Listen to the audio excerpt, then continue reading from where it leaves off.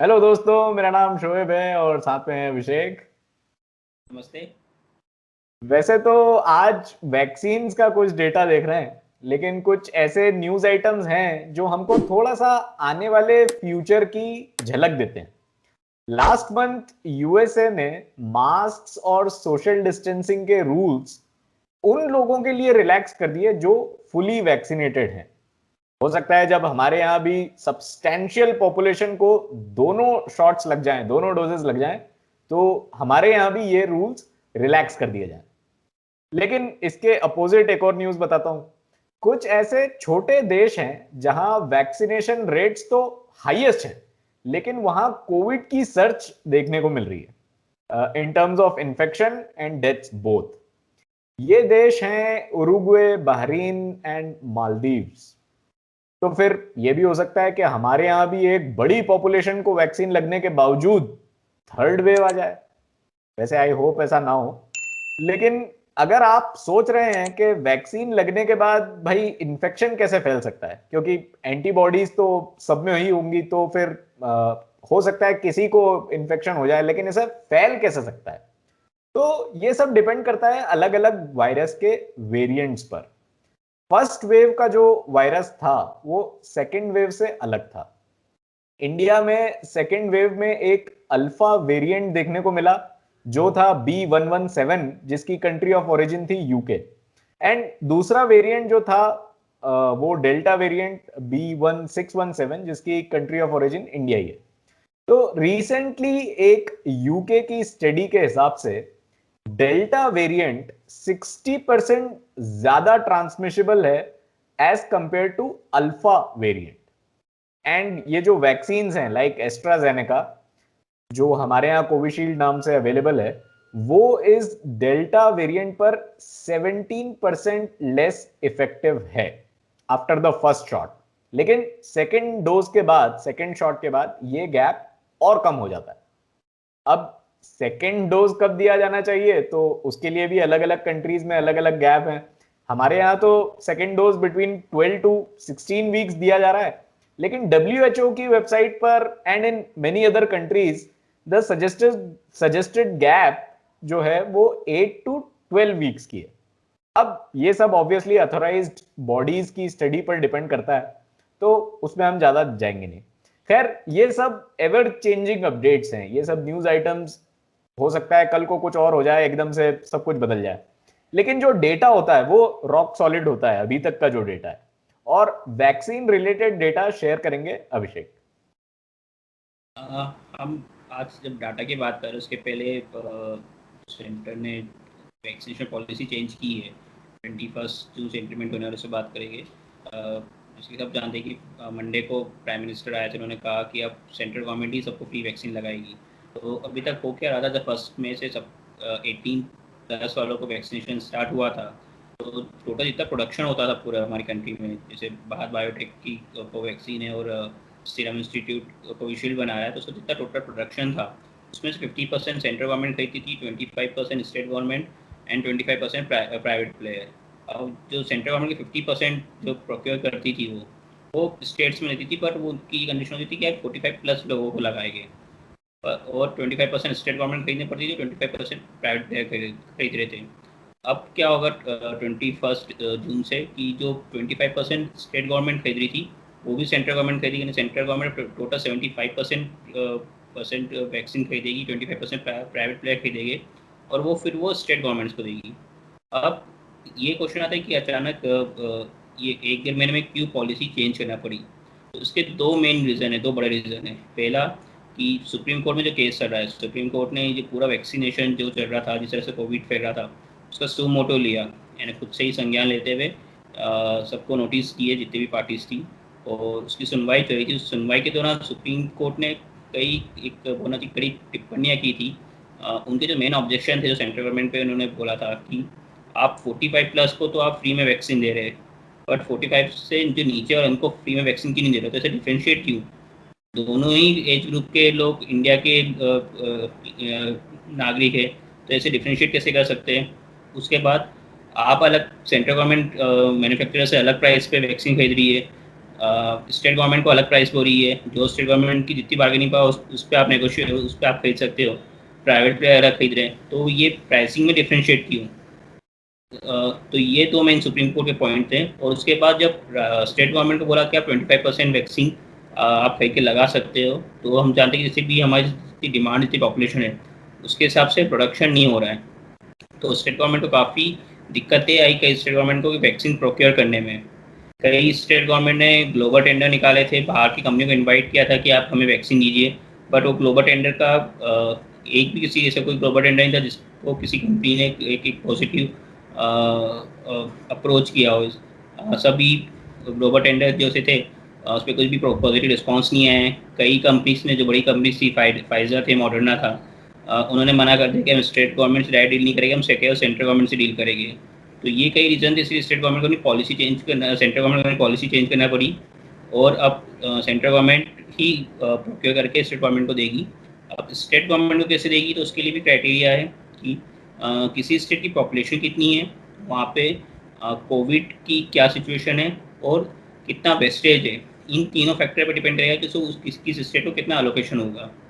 अब हम देखते हैं, सब कुछ डाटा देते हैं कि अभी तक कितना वैक्सीनेशन हो गया है और कितना वेस्टेज होता है, वैक्सीन का किस राज्य में सबसे ज़्यादा वेस्टेज है, किसमें कब सबसे कम वेस्टेज है।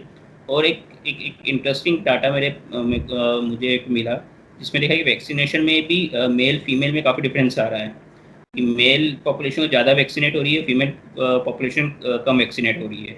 तो वो हम डाटा देखते हैं। सबसे पहले ये कि टोटल 10 साल तक कितने लोगों को वैक्सीनेशन लग गई थी, तो लगभग 24.25 करोड़ लोगों को टोटल वैक्सीनेशन लगी है। इसमें से फर्स्ट डोज 19 करोड़ 90 लाख लोगों के करीब लोगों को लगी हुई है, और जो सेकेंड डोज है वो 4 करोड़ 65 लाख के करीब लोगों को लगी हुई है। ये ग्राफ बता रहा है कि वैक्सीनेशन किस रेट से हुआ है, और ये वीकली एवरेज है। हम देखेंगे कि अप्रैल में ये पीक पे था, उसके बाद ये थोड़ा सा डिक्लाइन हुआ था, बट अब वापस थोड़ा सा एक अप ट्रेंड देखने को मिला है वैक्सीनेशन में, कि हर वीक हम कितना वैक्सीनेशन कर रहे हैं। उसके बाद ये जो ये मैप है, ये बता रहा है कि किस स्टेट ने कितने परसेंट अपनी पॉपुलेशन को वैक्सीनेट कर दिया है। जो लाइट ब्लू में आपको दिख रहे हैं, जैसे कि यूपी हो गया, बिहार हो गया, तमिलनाडु हो गया, ये वो स्टेट है जिन्होंने लेस देन 15%, यानी जितनी की पॉपुलेशन थी उसमें से केवल 15% से कम लोगों को वैक्सीनेट किया हुआ है। जो कि थोड़े से डार्कर शेड में है, डार्कर ब्लू में है, जैसे एमपी हो गया, महाराष्ट्र हो गया, कर्नाटका हो गया। ये ऐसे स्टेट है जिन्होंने 15 to 30% अपनी पॉपुलेशन को वैक्सीनेट कर दिया है। ऐसे टोटल 16 स्टेट है, और मोर देन 30% ऐसे स्टेट है, जो डार्क ब्लू कलर में आपको जो स्टेट्स दिख रहे हैं, ये ऐसे स्टेट्स है जिन्होंने अपनी 30% से ज़्यादा पॉपुलेशन को वैक्सीनेट कर दिया है। ऐसे टोटल 17 स्टेट है, जिसमें बड़े स्टेट्स की बात करूँ तो गुजरात है, राजस्थान है, केरल है, और जम्मू कश्मीर, उत्तराखंड एंड लद्दाख है। उसके बाद ये जो दूसरा आपको एक इन्फोग्राफिक दिख रहा है, ये बता रहा है कि मेल और फीमेल में कितना डिफरेंस है वैक्सीनेशन का। तो ये जो ग्राफ बता रहा है, इसमें जो ब्लू लाइन है ये दिखा रहा है मेल पॉपुलेशन की वैक्सीनेशन, और जो रेड लाइन दिखा रही है वो दिखा रही है फीमेल पॉपुलेशन की वैक्सीनेशन, यानी कितने लाख मेल पॉपुलेशन को वैक्सीन लगे हैं किसी वीक में, और रेड लाइन बता रही है कि किसी फीमेल कितनी फीमेल पॉपुलेशन को किसी वीक में वैक्सीन लगे हैं। तो उससे देखा जाता है काफ़ी डिफरेंस है। अब ये डिफरेंस कितना है समझने की कोशिश करें, तो पहला ये जो सेकेंड आपको ग्राफ दिख रहा है, इसमें ये बताया गया है कि जो मेल और फीमेल की पॉपुलेशन है उसमें कितना डिफरेंस है। जैसे हम जो दिल्ली की बात करें, तो जो ब्लू आपको बात दिख रहा है वो बता रहा है कि दिल्ली में लगभग 12% मेल पॉपुलेशन ज़्यादा है as compared to female population के। बट अगर वैक्सीनेशन में देखें तो वैक्सीनेशन में अप्रॉक्सीमेटली 40% मोर मेल पॉपुलेशन को वैक्सीन लगा as compared to female population से। ऐसी पंजाब की बात करें तो पंजाब में जो मेल और फीमेल पॉपुलेशन का डिफरेंस है वो 10% है, और वैक्सीनेशन में वही डिफरेंस 30% है। छत्तीसगढ़ की बात छत्तीसगढ़ की बात करें तो वहाँ पे लगभग मेल और फीमेल पॉपुलेशन बराबर है, पर यहाँ पे फीमेल पॉपुलेशन को ज़्यादा वैक्सीनेशन हुआ है। ऐसे केरल में भी फीमेल की पॉपुलेशन ज़्यादा है, और वहाँ पे फीमेल पॉपुलेशन को ज़्यादा वैक्सीन की डोज लगी है। ये ग्राफ बता रहा है कितने परसेंटेज वाइज दिखा रहा है कि किस स्टेट्स में कितनी परसेंट मेल पॉपुलेशन या फीमेल पॉपुलेशन को ज़्यादा वैक्सीन लगी है। तो जैसे हम यूपी की बात करें तो वहाँ पे 32.6% मेल पॉपुलेशन को ज़्यादा वैक्सीन लगी है as compared to female population. और यहाँ पे केरल की बात करें जो आपको येलो शेड में दिख रहा है, वहाँ पे केरल में दिखा रहा है कि 11.2% फीमेल पॉपुलेशन को ज़्यादा वैक्सीन लगी as compared to male population. अब ये डिफरेंस क्यों है, इसका जो एक रीज़न हो सकता है वो ये सकता है कि अभी हमारी कंट्री में वैक्सीन एक लिमिटेड क्वांटिटी में अवेलेबल है, सबको वैक्सीन नहीं रह सकती है। तो सपोजली किसी घर में दो है, अगर हस्बैंड और वाइफ है, और अगर हस्बैंड कहीं बाहर जाते हैं काम के लिए, तो पहले वो वैक्सीन लगा रहे क्योंकि वो ज़्यादा रिस्क पे है। तो ये एक रीज़न हो सकता है कि मेल और फीमेल की पॉपुलेशन की वैक्सीनेशन में इतना डिफरेंस आ रहा है। यहाँ पे एक पॉइंट मैं ऐड करना चाहता हूँ, जो बात अभिषेक ने कही कि अगर आप बाहर जाते हैं और आपको ऐसा लगता है कि आप ज़्यादा रिस्क में हैं, तो आप वैक्सीन लगवा लीजिए। वैक्सीन से आपको इन्फेक्शन से आप बच सकते हैं, लेकिन ट्रांसमिशन से आप बचेंगे या नहीं, ये स्टडीज अभी भी चालू हैं। तो हो सकता है मैं दोनों डोज लगवा लूं वैक्सीन के और मैं अपने आप को इन्फेक्शन से बचा लूं, लेकिन मैं डिजीज ट्रांसमिट कर सकता हूं या नहीं, इसकी स्टडीज अभी भी चालू हैं। तो इसलिए ये सोच के अगर आप ये सोच रहे हैं कि मैं बाहर जाता हूं तो सिर्फ मैं लगवा लूं, तो वो बिल्कुल गलत है। सबको वैक्सीन लगवाना चाहिए। एनीवेज, लेट्स अब मूव ऑन। तो ये वैक्सीन सबको लगाना चाहिए, बट जैसे मैंने बोला कि अभी लिमिटेड क्वांटिटी में लोगों की एक जो मेंटेलिटी है वो यही है कि ये लोगों सोचना ये कि जो बाहर जा रहा है घर से पहले उसको वैक्सीन लगा ले क्योंकि वो ज़्यादा रिस्क पे, बाकी जैसे आपने सही कहा कि रिस्क पे दोनों ही, जितने परिवार में सभी लोग सभी बराबर रिस्क पे हैं।